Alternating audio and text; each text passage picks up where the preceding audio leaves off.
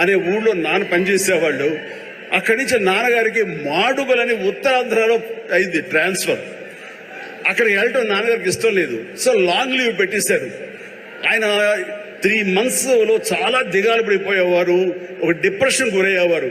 నాన్న అలా చూస్తే చాలా బాధ అనిపించేది. నాన్న, మీకు దేవుడి మీద నమ్మకం లేదు, కానీ మీరు హనుమంతుల వారిని హనుమాన్ చాలీసాని 108 సార్లు చదువుతూ అలా చేయండి.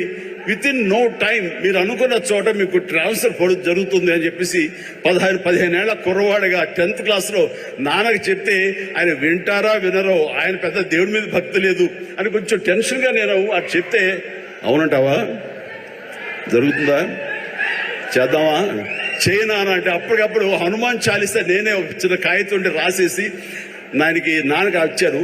నాన్న 2-3 సార్లు చదివారు. ఆ తర్వాత 108 సార్లు ఆయనకి చిట్టి గారెలు ఆయన మెడలో వేసి 108 గారెల్ని, ఆ తర్వాత మార్నింగ్ నుంచి ఈవినింగ్ మధ్యాహ్నం వరకు అయిపోయింది.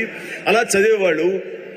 నమ్మండి నమ్మకపోండి, 1 నెల రోజుల లోపల ఆయనకి మళ్ళీ ఏ ఊరైతే కోరుతారో ఆ ఊరికి ట్రాన్స్ఫర్ అయిపోయేసరికి నాన్నకి విపరీతం నమ్మకం ఏర్పడిపోయింది.